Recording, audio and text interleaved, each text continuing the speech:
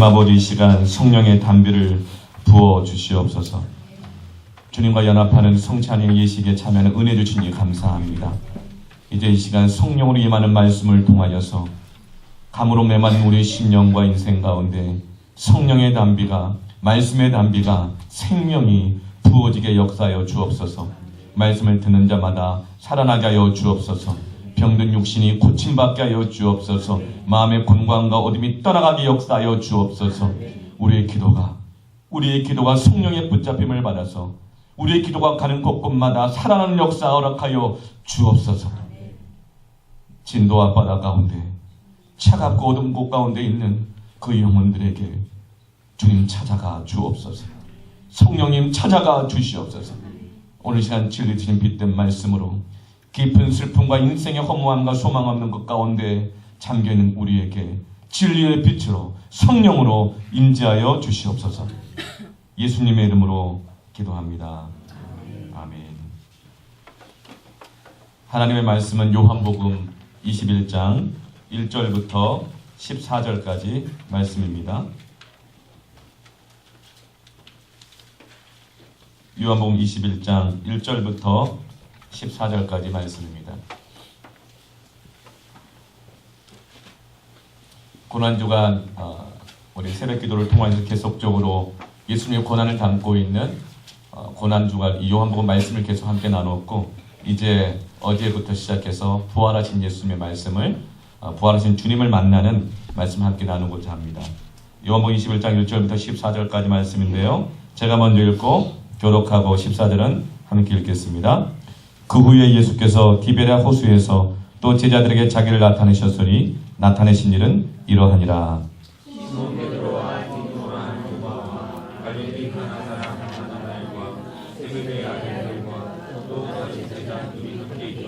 시몬 베드로가 나는 물고기를 잡으러 가노라 하니 그들이 우리도 함께 가겠다 하고 나가서 배에 올랐으나 그날 밤에 아무것도 잡지 못하였더니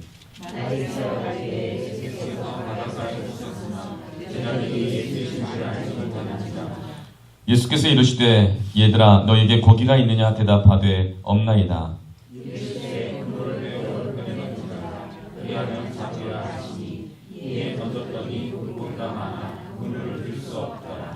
예수께서 사랑하시는 그 제자가 베드로에게 이르되 주님이시라 하니 시몬 베드로가 벗고 있다가 주님이라 하는 말을 듣고 겉옷을 두른 후에 바다로 뛰어 내리더라.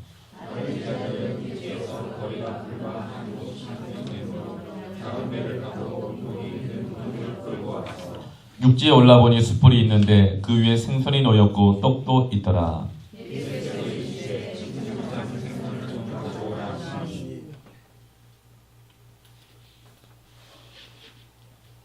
시몬 베드로가 올라가서 그물을 육지에 끌어올리니 가득히 찬 큰 물고기가 153마리라. 이같이 많으나 그물이 찢어지지 아니하였더라.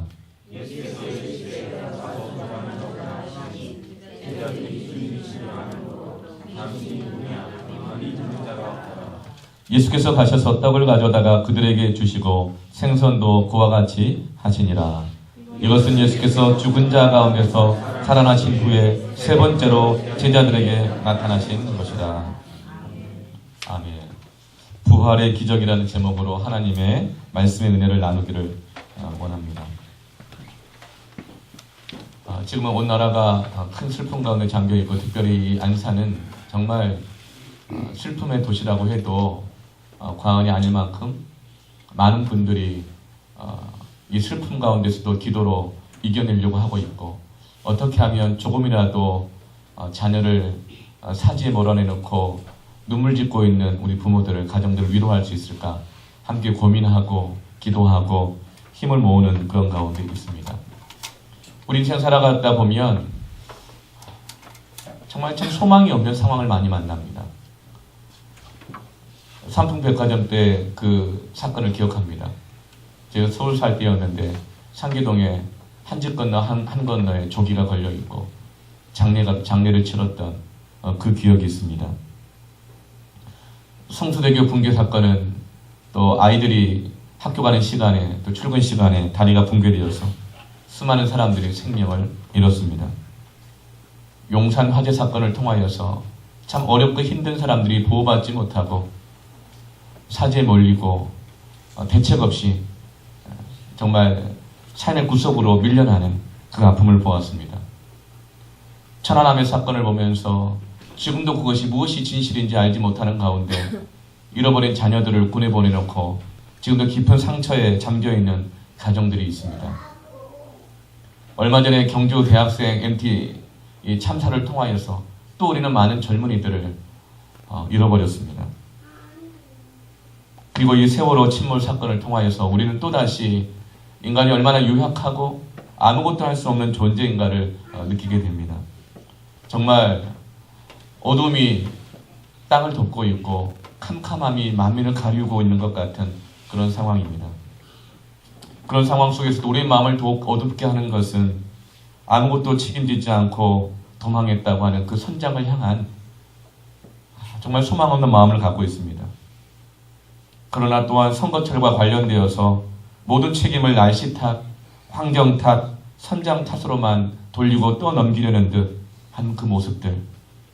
사고 이후의 수습은 결국은 정부와 관련 부처의 책임임에도 불구하고 선장이든지 관련 부처든지 정부든지 간에 모두가 다 도망치는 모습만을 볼 때 정말 우리는 소망 없는 죽음과 같은 이런 상황 가운데 있게 되는 것입니다. 그런데 그것이 남의 이야기가 아니고 오늘 본문에 그렇게 도망치고 있는 제자들의 모습이 나타나고 있습니다. 주님이 부활하셨습니다. 그리고 이 본문까지 합쳐서 적어도 3번 이상 제자들은 부활한 주님을 만났죠. 그런데 이상하게도 오늘 이 베드로와 7명의 제자들, 베드로, 도마, 나다나엘, 그 세베대의 아들들인 야고보와 요한, 그리고 또 다른 제자 이 2명이 7명의 이 제자들은 3년 전에 예수님을 전혀 만나기 이전의 상태로 옛날로 도망가 버리고 말았습니다. 마치 자기 자신에게는 더 이상 소망이 없으니까 나를 그냥 예수님 만나기 이전 상태로 가도록 내버려 둬라 하면서 옛날로 도망가 버리고 만 것이죠. 가끔 운전을 하다 보면 그 뒷 유리창에다가 스티커를 붙여놓는 분들이 있습니다. 초보 운전자들이시죠. 거기 보면 재미있는 스티커들이 좀 있는데요. 제가 모아봤어요. 이렇게 써 있더라고요. 2시간째 직진 중. 또 다른 스티커는 저도 제가 무서워요. 정말 무서운 스티커가 있더라고요. 당황하면 후진합니다. 네. 더 무서운 것도 있어요. 운전 경력 10시간. 그 중에 제일 인상 깊은 것이 있어요. 먼저 가. 난 이미 틀렸어. 그걸 보고 한참 웃었습니다. 그런데 오늘 예수님을 부인하고 도망쳤던 제자들의 모습에서 이걸 봅니다. 먼저 가. 난 이미 틀렸어. 오늘날 이 세월호 침몰 사건과 여러 국가적인 재난 앞에 무능해 보이고 책임지지 않는 이 시대, 이 나라를 보면서 더 이상 이 나라에 살 수 없다고 해서 이민 간 분들이 참 많이 있습니다. 예전에 그 유치원 그 화재 사건을 통해서 자녀들을 잃고 그리고 나라와 정부가 아무 대책 없이 우왕좌왕하는 그 책임지지 못하는 모습을 보고 실망해서 국가대표였던 부모가 메달까지 다 반납하고 나는 이런 나라에 살 수 없다고 이민 가버린 것처럼 어쩌면 우리 단원고 아이들의 부모들도 그런 일이 없으리라고는 보장을 못할 것 같습니다. 너무나도 실망한 나머지 도망치는 것입니다. 소망이 없기 때문입니다. 더 이상 건드리지 말라는 거죠. 먼저 가. 난 이미 틀렸어. 예수님을 수없이 부인했던 제자들은 난 이미 틀렸어요. 주님 그냥 가십시오. 주님 그냥 가십시오. 그리고 우리에게 맡겼던 그 일은 다른 사람들에게 맡기십시오. 이런 마음으로 예수님을 만나기 이전의 삶으로 도망가 버린 것이 지금 제자들의 모습입니다. 옛날로 돌아가면서 베드로는 3절 상반절에 보면 뭐라고 말하면서 가버립니까? 시몬 베드로가 나는 물고기 잡으러 가노라. 나는 물고기 잡으러 가노라. 그래 주님은 나보고 사람을 낚는 어부가 되라고 하셨지. 그러나 나는 지금 내 모습 무엇인가? 누가 나 같은 사람을 보고 주님을 따르겠는가? 누가 나 같은 모습을 보고 나를 따라서 주님 앞에 가겠는가? 난 더 이상 소망이 없어. 나는 더 이상 틀렸어. 주님은 부활하셨지만 나는 안 돼. 나는 그냥 물고기나 잡으러 갈래. 나는 사람 낚는 것을 이제 안 돼. 지금 베드로는 자기 자신의 모습에 심각하게 실망하여서 그 배신의 후유증에 사로잡혀 있는 것입니다. 주님은 부활하셨고 그 부활은 너무나도 영광스럽고 능력이 있지만 그것은 너무나도 다행이었고 기뻤지만 그러나 정작 베드로 자기 자신은 누구입니까? 나는 주님을 부인한 사람입니다. 한 번도 아니고 3번이나 부인한 사람입니다. 부인하는 정도가 아니라 저주까지 했습니다.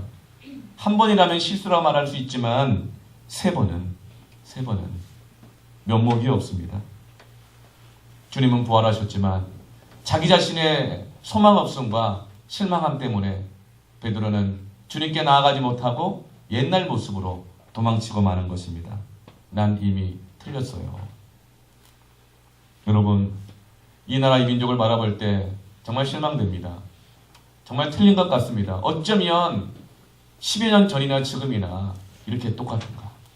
정권이 바뀌고 지도자가 바뀌고 민주화가 되고 더 잘 살게 되었다고 하지만 어쩜 이렇게 바뀐 것이 똑같은가? 너무나 실망됩니다. 이민 가는 분들을 충분히 이해할 수도 있을 것 같습니다. 교회는 무슨 역할을 하고 있는가? 믿는 자들은 과연 정말 빛과 소금의 역할을 하고 있는가? 우리는 어쩌면 나라에도 실망하고 교회도 실망하고 믿고 있는 우리의 신앙에도 실망할 수 있습니다. 나는 자격이 없어요. 우리는 더 이상 자격이 없습니다. 이것이 우리의 고백일지도 모르겠습니다. 많은 사람들이 자기가 자격이 없다고 생각할 때 주님 앞에 나아가지 못합니다. 작은 것 같지만 실제로 이런 고민하는 분들 많으세요. 신앙생활 좀 하시죠. 하나님 당신을 사랑하십니다. 이렇게 말해요. 하나님은 내가 아직 어떤 사람인지 몰라서 사랑하시나 본데요. 저를 잘 알면 사랑 안 하실 거예요. 저보고 교회 가자고 하시는데 저를 잘 몰라서 제가 어떤 사람인지 안다면 저보고 그런 말 안 하실 거예요. 이 일 좀 봉사해 보시죠. 섬겨 보시죠. 저를 아직 몰라서 그러시나 본데 저는 그럴 만한 자격이 없는 사람이에요. 나는 아직 담배도 못 끊었어요. 담배 끊으면 그 일 맡을게요. 담배 끊으면 교회 나갈게요. 나는 아직 술을 못 끊었어요. 술 끊으면 교회 나갈게요. 술을 끊으면 그 직분 감당할게요. 이것이 주님 앞에 나아가지 못하는 사람들이 자기 자신의 자격지심과 정지함에 묶여있는 모습입니다. 그러나 부활하신 주님은 언제 찾아오십니까? 우리가 술 끊기 전에 찾아오십니다. 술 끊고 나서 찾아오시는 것이 아니라 술 끊기 전에 찾아오시고 담배 끊기 전에 찾아오시고 우리가 아직 죄인 되었을 때 찾아오시는 분이 부활의 주님이신 줄로 믿습니다. 주님은 말씀하십니다. 내가 의인을 부르러 온 것이 아니요 죄인을 부르러 왔노라. 주님이 부르실 때는 내 자격, 내 조건 따지지 마시기를 바랍니다. 그리고 사람에게 다가갈 때도 그 사람의 자격과 조건과 형태를 보고 가지 말고 주님께서 우리에게 가라고 하시는 사람, 품으라고 하는 사람이 있으면 자격과 조건을 따지지 말고 가고 품기를 바랍니다. 부활하신 주님은 한 번 찾아온 것 아니라 제자들을 여러 번 찾아오십니다. 왜 그럴까요? 한 번 찾아갔는데 이들이 자기 자신의 실망한 마음들이 회복이 안 된 거예요. 그 완전히 회복될 때까지 주님을 따라올 때까지 계속적으로 반복해서 찾아옵니다. 여러분, 사랑은 반복입니다. 여러분, 잔소리는 사랑하는 사람만 하는 것이 잔소리입니다. 어떻게 그렇게 오랫동안 설교를 하실 때도 똑같은 말을 하고 또 하시는가? 여러분, 사랑하기 때문인 줄로 믿습니다. 이 성경은 2000년 동안 수없이 반복된 하나님의 사랑의 잔소리인 줄로 믿습니다. 어느 때까지요? 우리가 회복될 때까지. 우리가 온전하게 되어질 때까지. 주님과 동행하게 될 때까지 우리 하나님께서는 푸른 마르고 꽃은 시들어도 이 하나님의 말씀이 영원히 쇠하지도 않고 마르지도 않고 중단되지도 않고 반복해서 사랑의 음성으로 우리에게 찾아오시는 줄로 믿습니다.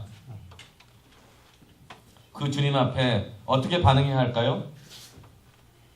부활하신 주님 앞에 우리는 어떻게 반응해야 될까요? 따라 하시겠습니다. 있는 모습 그대로. 있는 모습 그대로 나아가야 합니다. 간혹 제가 어느 집에 누구를 신방할 때 연락 없이 갑자기 찾아갈 때가 있습니다. 그러면 이렇게 얘기합니다. 잠깐만요. 그러면서 문을 잠궈버립니다. 잠깐만요. 이렇게 얘기해요. 왜 그렇죠? 보여줄 상태가 안 되는 거예요.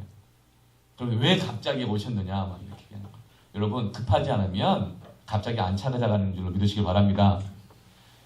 갑자기 찾아가는 것은 급하기 때문입니다. 제가 주중에도 갑자기 신방을 찾아갔습니다. 만나려고 해도 안 되니까 아예 그냥 그분이 병원에 진료받으러 간다는 소식을 듣고 얘기도 하지 않고 성 빈센트 병원을 가서 딱 기다리고 있어가지고 만나고 왔습니다. 하나님 우리를 갑자기 찾아오실 때는 우리가 준비가 안 돼 있을 때입니다. 자격이 안 되는 것 같을 때입니다. 상태가 영 안 좋을 때입니다. 죄 가운데 있을 때입니다. 그러나 주님은 왜 갑자기 찾아오십니까?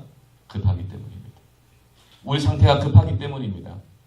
여러분 그때는 준비 안 됐어도 조건 따지지 마시고 마음의 문을 활짝 여시기를 바랍니다. 있는 모습 그대로 찾아오신 주님 앞에 반응해야 합니다. 교회 올 때 가끔 보면 눈치 보는 분이 계십니다. 눈치 보는 분이 계셔요.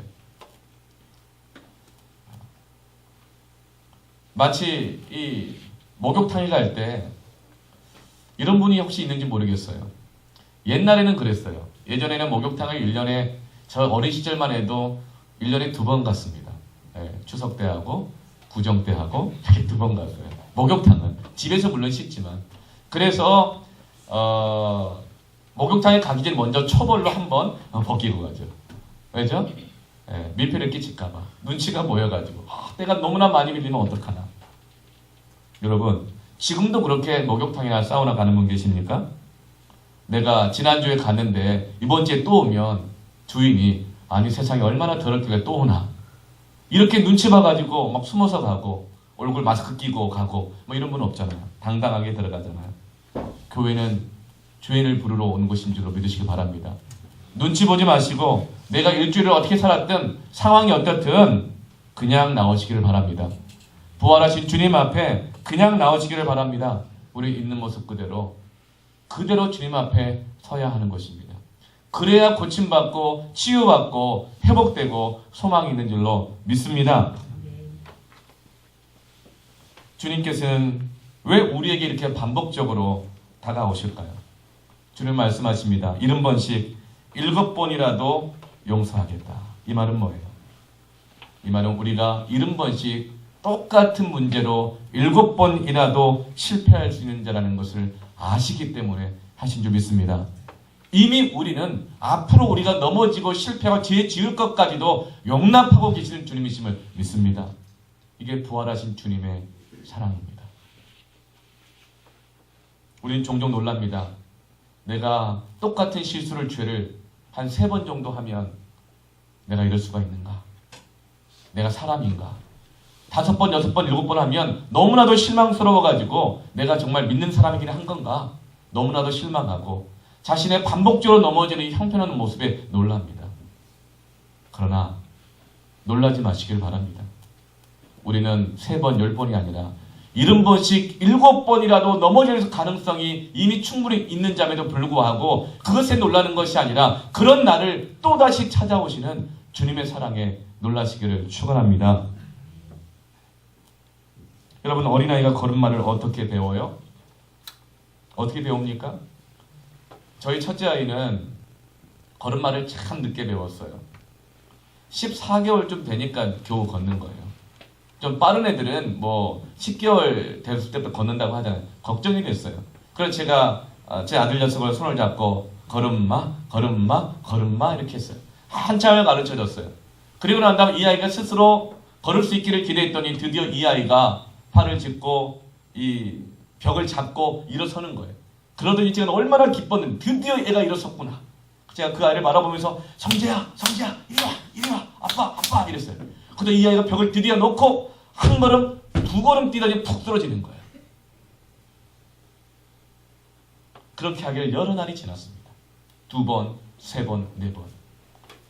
제가 걱정한 건 뭐였냐면 저 자신보다도 이 아이가 자기한테 실망하면 어떡할까 이런 생각을 했어요. 근데 송재가 이제 14개월 된 애가 한 걸음 두 걸음 걷다가 쓰러지고 한 3번, 4번 쓰러진 거예요.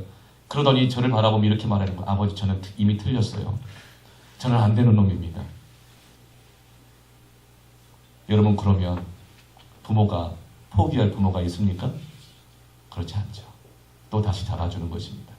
또 일으켜주는 것입니다. 그것이 바로 실패하고 실망해서 도망간 제자들을 또다시 찾아가시는 부활의 주님이신 줄로 믿습니다. 포기하는 부모는 부모가 아니든가 자식에 대한 사랑이 다 없어진 부모이겠지만 우리 하나님 아버지는 결코 포기하지 않는 사랑의 하나님이 되시는 겁니다. 주님이 나를 사랑하는 것을 알게 되면 있는 모습 그대로 나가게 되는 것입니다. 또 주님이 나를 사랑하는 것을 정말 알게 되면 여러분, 은혜 받은 사람의 특징 중에 뭐가 있어요? 은혜 받으면 뭐가 많아지죠? 말이 많아집니다. 조용했던 사람도 은혜 받으면 참 말이 많아져요. 그래서 내치라든가 어디 부흥회 갔다 오면 그때 받았던 간증들을 여기저기 막 말하고 다니잖아요. 은혜 받으면 말이 많아져요. 은혜 받으면 기도가 많아집니다. 은혜를 받으면 복음을 전하게 되어집니다. 마찬가지. 아이가 부모님의 사랑을 신뢰하면 요구가 많아집니다. 이거 해달라 저거 해달라 요구가 많아집니다. 왜냐하면 그 아이가 때를 쓰는 것만이 아니라 부모가 나를 사랑하는 것을 알기 때문에 요구하는 것입니다. 그래서 나를 사랑하시는 하나님 앞에 그 사랑을 신뢰하고 있는 모습 그대로 나아가는 사람은 요구가 많아지는 겁니다. 여러분, 주님 앞에, 부활하신 주님 앞에 많이 요구하시길 바랍니다. 그게 기도입니다. 기도입니다. 전에는 말을 잘 못했어요. 왜요? 저 사람 내가 이런 말 하면 무슨 생각할까? 전에는 부모님한테 뭔가 요구를 잘 못했어요. 왜요? 부모님 나를 사랑하지 않는 것이 아닐까? 나보다 형을, 동생을 더 사랑하는 건 아닐까? 난 혹시 주소온 자식이 아닐까? 부모 사랑을 신뢰 못하면 부모에게 말을 잘 못하는 겁니다. 그러나 부모가 나를 사랑하고 그가 나를 사랑하는 것을 확신할 때 자신감이 생기는 것입니다. 하나님 나를 사랑하는 것을 온전히 알게 되면 담대하게 구하게 되는 것입니다. 사랑을 신뢰하고 은혜 받은 자의 특징입니다. 저에게 가끔 꼭 술을 먹으면 전화하는 분이 계십니다. 12시고 새벽 1시고 2시고 없습니다. 술만 드시면 전화하는 분이 계십니다. 근데 그분의 특징, 한번 전화하면 한 1시간을 합니다. 그런데 그 1시간에 저에게 말을 하는 내용은 한 5문장이면 끝납니다. 한 말을 또 하고 또 하고 또 하고 또 하고 또 합니다. 여러분, 왜 할까요? 그래도 제가 목사라고 저를 신뢰하기 때문인 줄로 믿습니다. 그래서 자기 같은 사람, 다른 사람은 거절하고 판단해도 목사님은 나를 판단하지 않고 거절하지 않을 거야. 그 믿음이 있으니까 있는 모습 그대로, 술 취한 그대로 목사에게 전화하는 거잖아요. 목사한테도 그렇게 하는데 여러분, 하나님께 그렇게 하시기를 바랍니다. 하나님은 이런 모습이 7번 똑같은 모습으로, 실패한 모습으로, 술 취한 모습으로, 범죄한 모습으로 나와도 부활하신 주님은 우리를 끝까지 들어주시는 분인 줄로 믿습니다.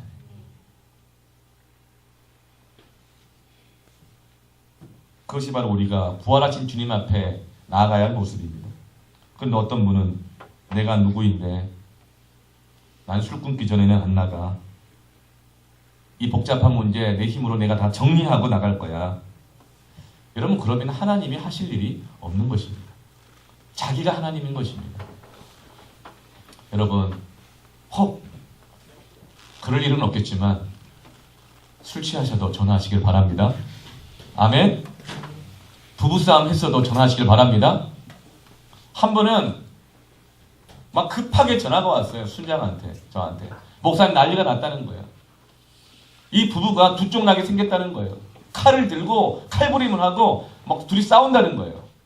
애들은 방에서 울고 있고 난리가 난다는 거예요. 여러분, 그럼 어떻게 됩니까? 어떻게 됩니까? 그 가정의 일이 정리가 될 때까지 기다렸다가 신방 가야 됩니까? 제가 바로 그 남편한테 전화를 했어요. 칼부림 한다는 남편한테. 그랬더니 막 하여튼 지읒 뭐 이렇게 성도님이신데 막 격앙돼가지고 흥분돼가지고 난 더 이상 이 여자랑 살 수가 없다부터 시작해서 막 소리를 지르시는 거예요. 그래서 제가 성도님 잠깐만 기다리십시오. 거기 기다리십시오. 어디 가지 말고 기다리십시오. 그럼 막 달려갔어요. 달려갔더니 애들은 방에서 울고 있고 둘은 싸워가지고 아내는 벽 보고 울고 있고 남편은 칼은 안 들고 있더라고요. 이쪽에서 얼굴 시뻘게 되고 씩씩거리고 있더라고요. 순장과 함께 2시간 동안 신방을 하면서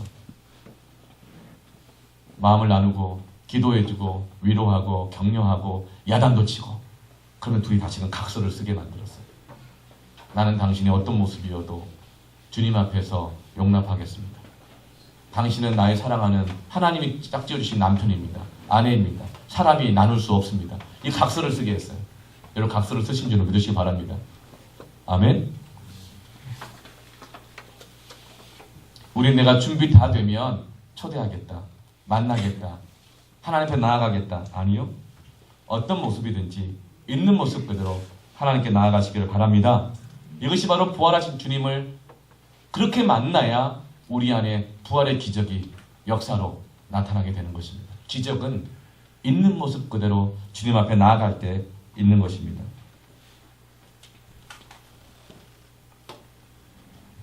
고민합니다. 개척교회를 할 때 여러 많은 분들이 오십니다. 그러나 많은 분들이 종류 특별한 분들이 오시기 때문에 어떤 분은 이렇게 말합니다. 나 같은 사람이 개척교회 가도 되나요? 민폐 끼치는 건 아닐까요? 이렇게 말하는 분도 있고, 목사님 저분은 오면 안 됩니다. 우리에게 도움이 안 되는 분입니다. 또 이렇게 걱정해서 말씀하는 분도 계십니다. 많은 고민이 됩니다. 그럼 여러분 교회는 어떤 곳일까요? 복음은 무엇일까요? 도움 안 되는 사람, 유익하지 않은 사람, 그것은 내 판단이고, 하나님은 이미 용서의 계산이 없으셨고 하나님이 판단하고 정죄하지 않는 분이십니다. 저는 교회가 그런 곳이 되어야 할 줄로 믿습니다. 아멘. 부활하신 예수님이 다시 찾아오셨을 때 제자들은 어떤 상태였죠? 3절 하반절 3절 말씀 같이 한번 읽어볼까요? 시작. 시몬 베드로가 나는 물고기 잡으러 가노라 하니 그들이 우리도 함께 가겠다 하고 나가서 배에 올랐으나 그날 밤에 아무것도 잡지 못하였더니. 그들은 베드로를 따라서 물고기를 잡으러 옛날의 삶으로 돌아갔지만 한 마리도 잡지 못하는 헛수고를 했습니다. 그래서 그들은 굉장히 지금 피곤한 인생입니다. 왜 우리 인생이 피곤할까요? 제자들이 밤새도록 그물질을 해가지고 피곤한 걸까요? 그럴 수 있죠. 그러나 여러분 고기만 많이 잡아보세요. 피곤한지. 장사하는 게 힘들어요. 그러나 장사만 잘 돼보세요. 피곤한지. 여러분 전도하는 것이 힘들어요. 그러나 열매만 있다면 그게 피곤한지. 여러분 예배를 드리는 것이 피곤할 수도 있어요. 그러나 은혜만 있으면 피곤한지. 왜 피곤할까요? 밤새도록 그물질을 해서가 아니라 아무것도 못 잡아서 피곤한 것입니다. 우리의 삶과 신앙의 피곤함은 열매가 없을 때입니다. 교회의 무기력함은 열심히 예배를 드리고 1부, 2부, 3부 예배, 4부 예배, 5부 예배 수많은 프로그램과 일이 있지만 열매가 없음에도 불구하고 그 프로그램으로 모든 것을 포장해 나갈 때 교회는 가장 무기력해지는 것입니다. 유약해지는 것입니다. 아무 의미 없는 것입니다.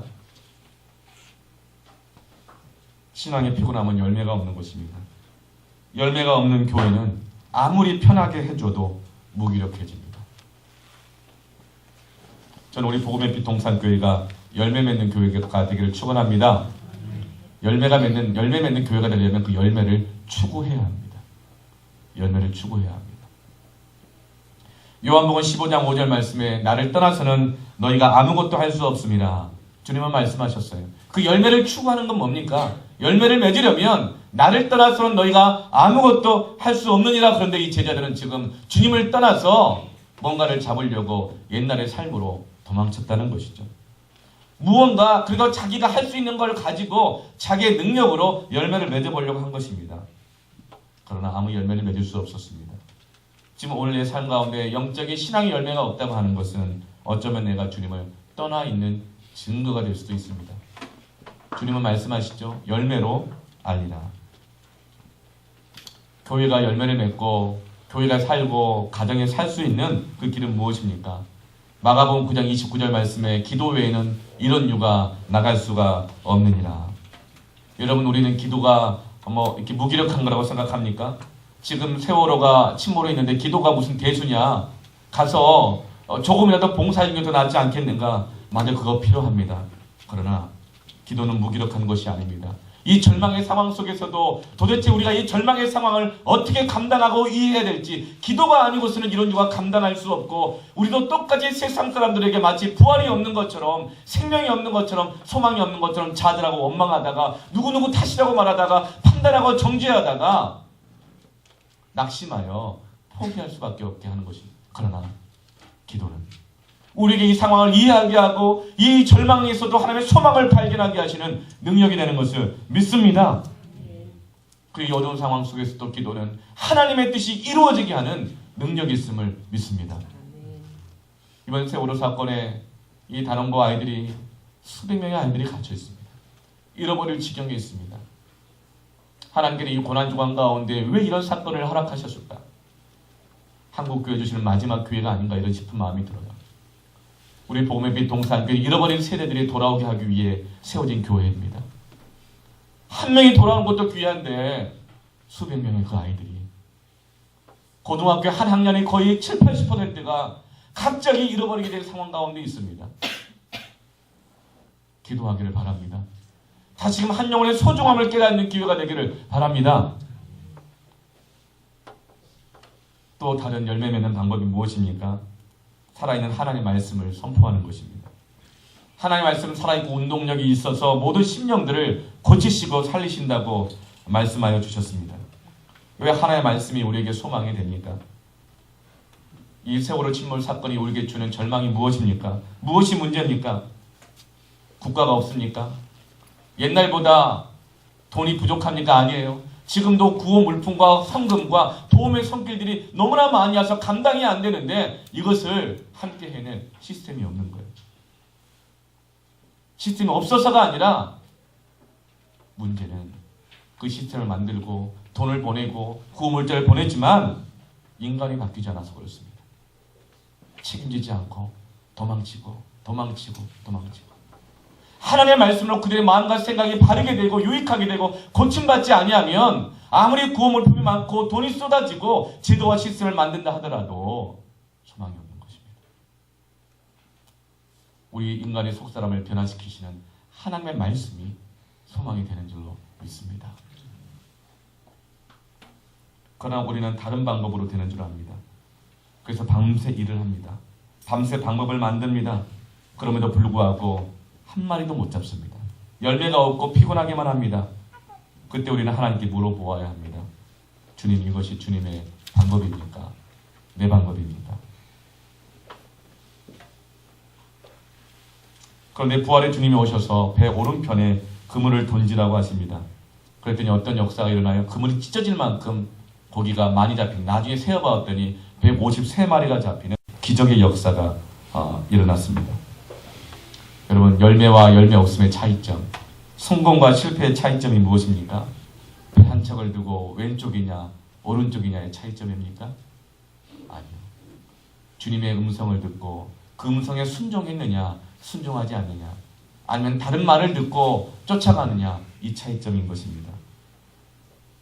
오늘날 우리 믿는 그리스도인들 교회는 하나님의 말씀에만 순종하는 교회가 되기를 바랍니다. 그럴 때 부활의 기적이 나타나는 줄로 믿습니다. 베드로를 따라갔던 나머지 6명의 제자들, 거기 이름이 막 여러 명이 등장하잖아요. 근데 2명은 뭐라고 말하죠? 다른 2 제자들이라 그러잖아요. 요한복음을 기록했던 요한은 자기 자신을 소개할 때 다른 제자로 늘 표현을 해요. 근데 또 한 명의 다른 제자는 누굴까? 요한복음은 AD 90년경에 기록됐습니다. 그런데 이 앞에 나와 있는 베드로부터 해서 야고보와 요한과 그리고 이 모든 나다나엘과 이 사람들은 그 전에 다 순교당한 사람입니다. 그러니까 이 요한복음을 기록할 당시에는 이들이 없는 거예요. 그래서 이들의 이름이 다 기록되어 있습니다. 그런데 다 주님을 부인했는데 여전히 살아남아 있는 자기 자신과 또 한 명의 다른 제자는 이름을 기록하고 있지 않은 것 같아요. 아직 살아 있으니까. 마지막으로 이 밤모섬에서 성경을 기록하고 죽는 것이 사도 요한이잖아요.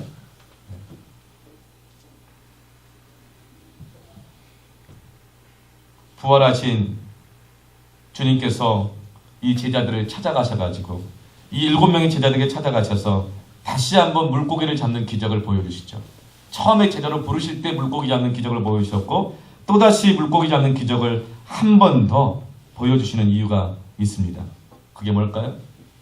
따라 하시겠습니다. 사명을 회복시키기 위해서.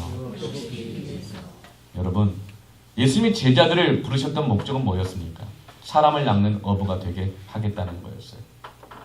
그 제자들은 자기 자신에게 실망해서 그 사명을 다 잃어버렸습니다. 포기했습니다. 그러나 주님은 말씀하시죠. 나는 아직 포기 안 했다.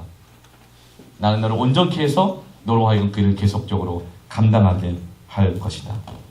주님께서 교회를 부르신 목적은 사람을 낫게 하기 위해서인 줄로 믿습니다.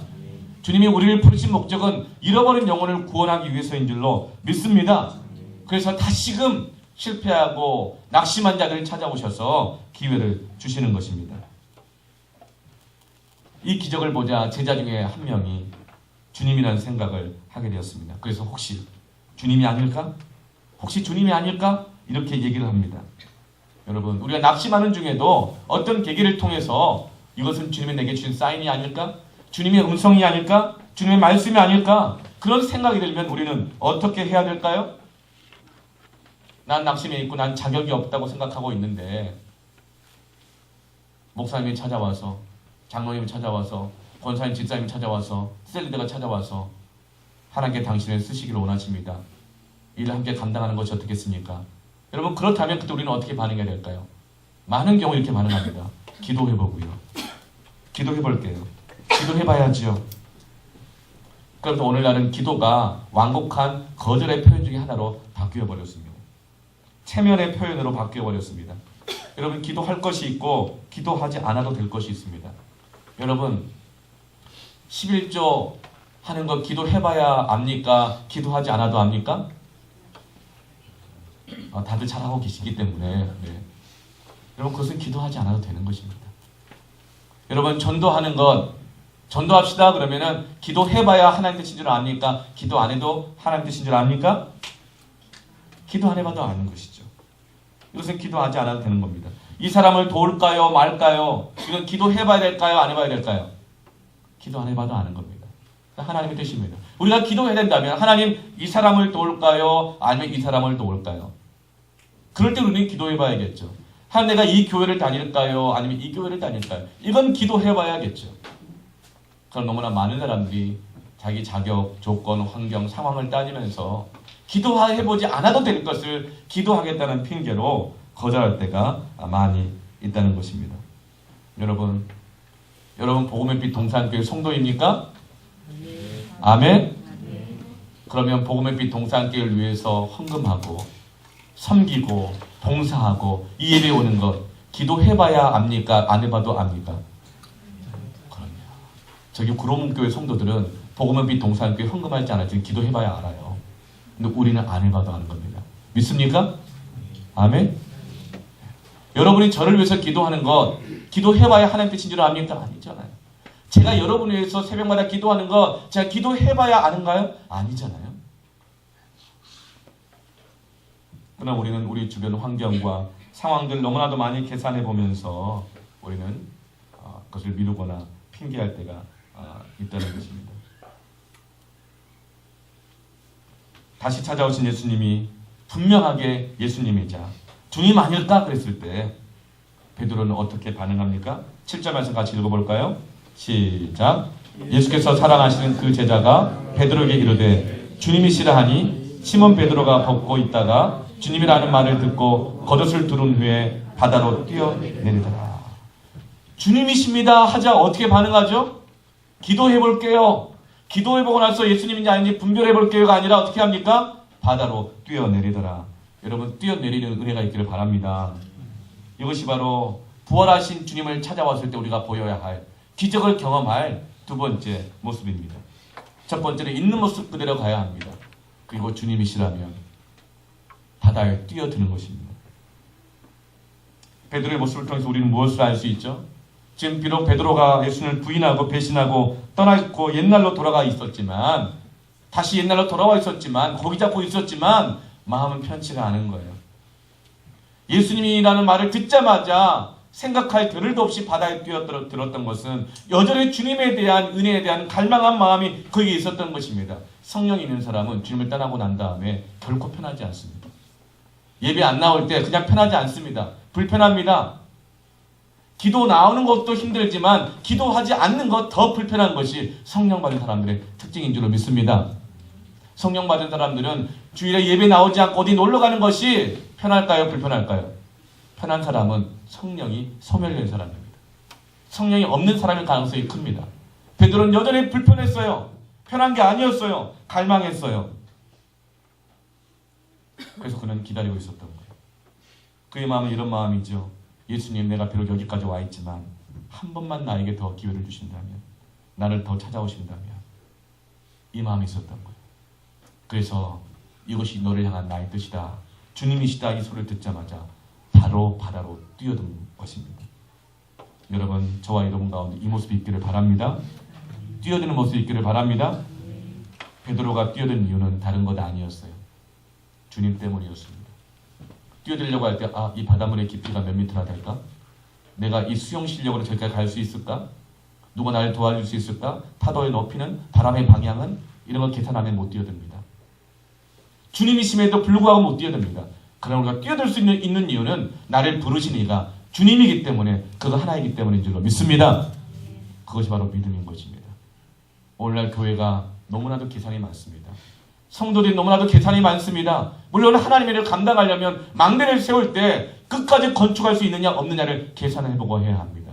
그러나 그것이 주님의 뜻이 확실하다면 계산을 뛰어드는 믿음의 역사가 있을 때 부활의 능력을, 기적을 체험할 줄로 믿습니다.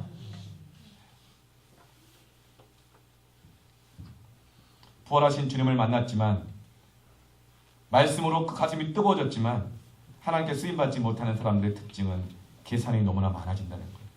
이것저것 따지는 것이 너무나 많습니다. 이 고비를 넘기고 난 다음에, 이걸 해결하고 난 다음에 1년 후에, 2년 후에 자신이 나아갈 길과 그 가능성과 그 결과까지도, 예측까지도 다 내 머리로 계산해가면서 하는 것입니다. 계산을 해야 합니다. 그러나 계산으로 결정하면 안 됩니다. 계산하되, 그러나 그것이 주님의 뜻이라면 뛰어드는 저와 여러분 되기를 축원합니다. 그러면서 여러분이 이 뛰어드신 것 같아요. 이 개척의 바다로 뛰어드신 것 같아요. 두려워하지 마시길 바랍니다.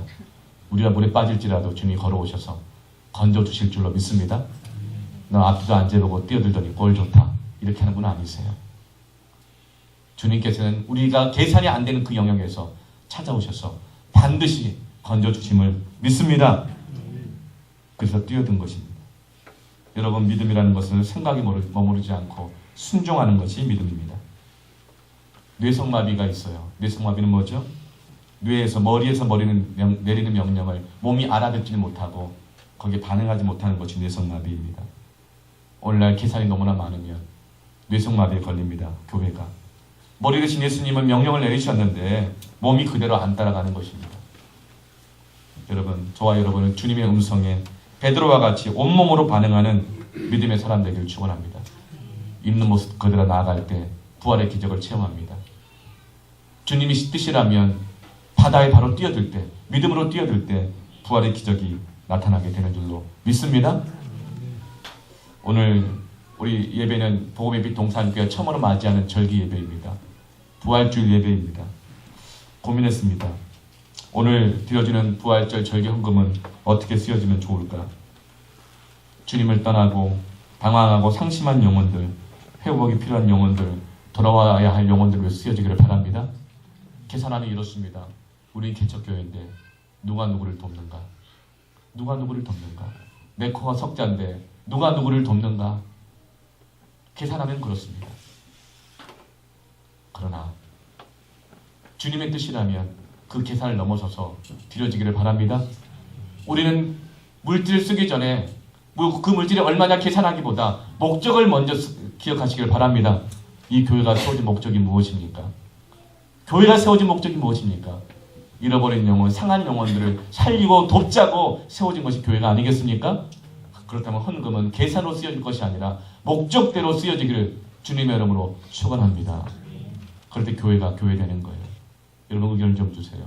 이 부활절 절기 헌금이 어떤 잃어버린 영혼들, 상심한 영혼들을 위해서 쓰여져야 할 것인지 전에 그렇게 쓰여지기를 원합니다. 아멘. 그럴 때 부활의 기적의 능력이 나타날 줄 믿습니다. 저를 한번 기도하도록 하시겠습니다.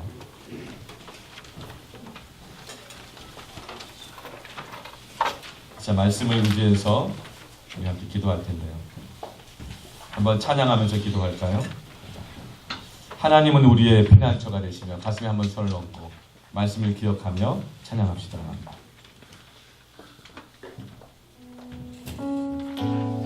한번 눈을 감고 실패한 내 모습, 실망한 내 모습, 그러나 이름 보여도 7번씩이라도 나를 찾아오신 주님께서, 부활하신 주님께서 이 예배 가운데 성령으로 나를 찾아오셨습니다. 그리고 나에게 무엇라고 말씀하시는지 찬송 가운데, 말씀 가운데 이미 여러분 음성을 들으셨을 것입니다. 그 음성을 붙잡고 같이 함께 기도하기를 원합니다. 먼저 찬양하며 주님을 바라보십시오. 하나님 우리의 피난처가 되시며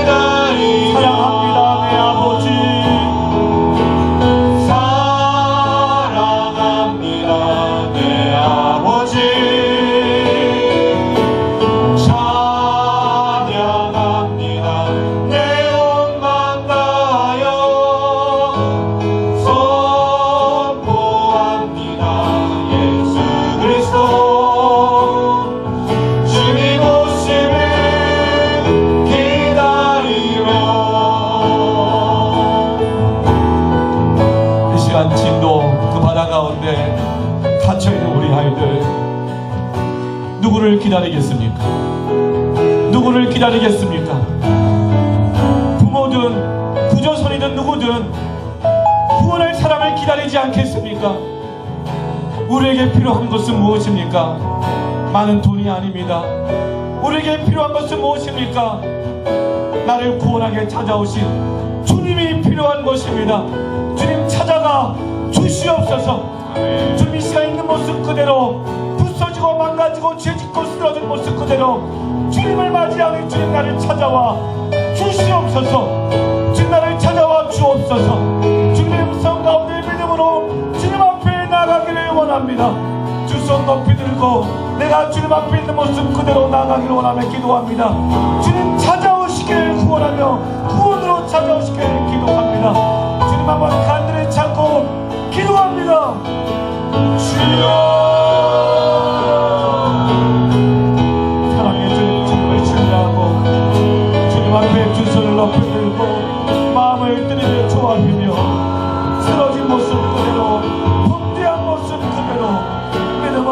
모습 그대로, 주님을 부인한 모습 그대로, 실망하고 낙심하고 소망 없는 모습 그대로, 준비되지 않은 모습 그대로, 그러나 이런 번 시기 요것뿐이라도 포기하지 않고 찾아와 주시는 주님 앞에 있는 모습 그대로 나아갑니다.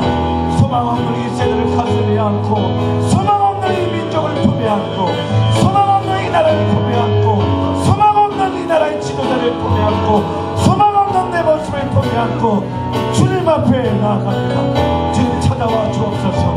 주님 찾아와 주옵소서. 우리를 고쳐 주시옵소서. 우리를 치료하여 주옵소서. 우리의 어려움을 내려놔 주시옵소서.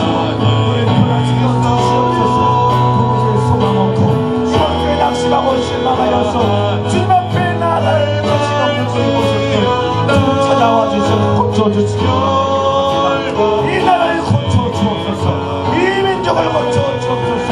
열매 없이 살아가는 지쳐있고 영적이고 남의 주도한다면 하나님의 교회를 찾아와 주옵소서. 성도들을 찾아와 주옵소서. 실패하고 낙심하여 주님 앞에 나가지 못하고 영적 실패와 영적인 무력감 가운데 주도한 자에게 우리를 찾아와 주시옵소서. 찾아와 주셔서 고쳐 주옵소서. 새롭게 하여 주옵소서. 불쌍히 여겨 주시옵소서. 다시금 주님 앞에 있는 모습 그대로 나가게 하여 주시고 나를 찾아온 주님 발의 능력 앞에 또 주님 앞에 계속하지 않고 주저하지 않고 믿음으로 나아가고 주님을 위하여 주시고 이런 일을 하나님 나를 살아가시게 내가 주 앞에 간구하고 하나님 나를 살아가시게 하나님 나를 포기하지 않고 계시게 우리가 간구하며 주 앞에 나아가 예수 그리스도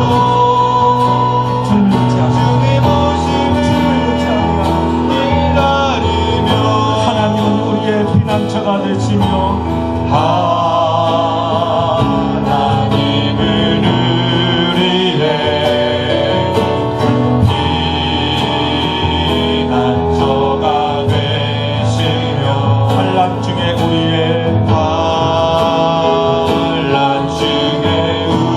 우리의 힘과 도움이시라. 너희는 가만히 있어. 너희는 가만히 있어. 주가 하나님 내 말지어다. 열방과 세계 가운데 주가 높임을 받으리라. 사랑합니다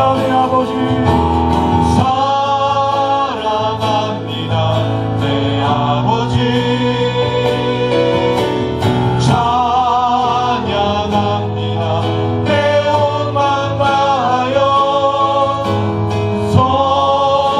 선포합니다 예수 그리스도. 주님 오심을 기다리며 주님 오심을 기다리며 주님 오심을 기다리며.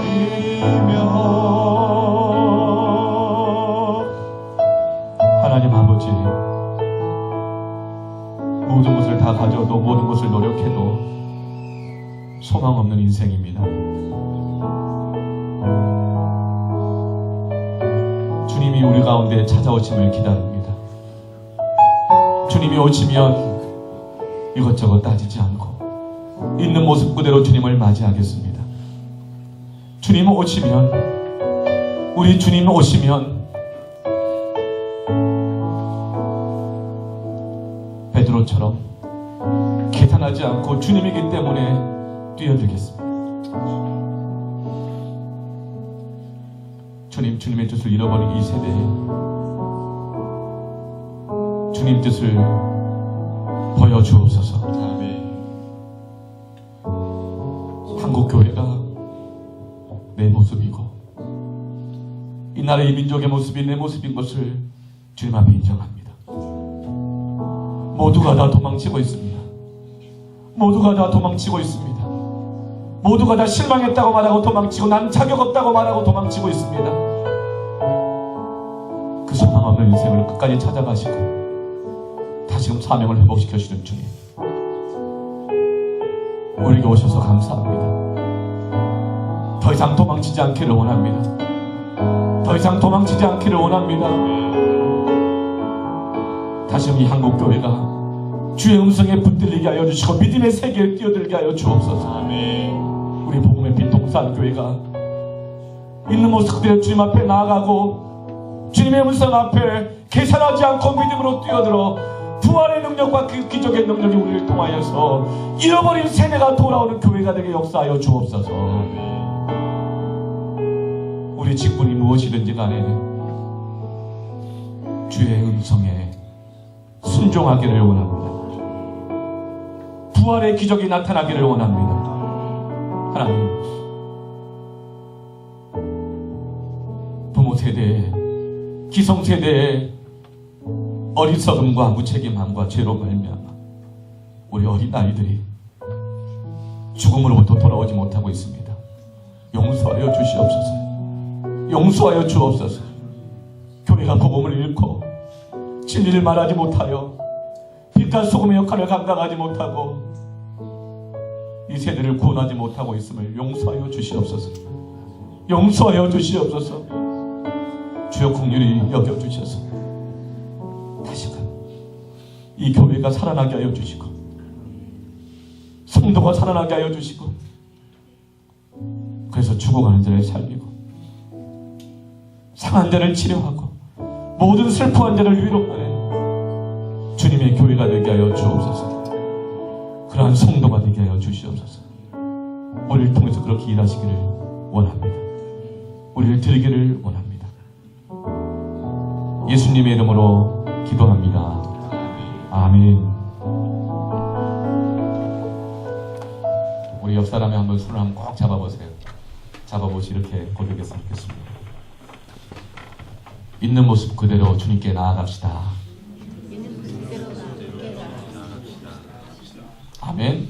그리고 이렇게 또 고백했으면 좋겠어요. 주님의 뜻이라면 믿음으로 뛰어듭시다.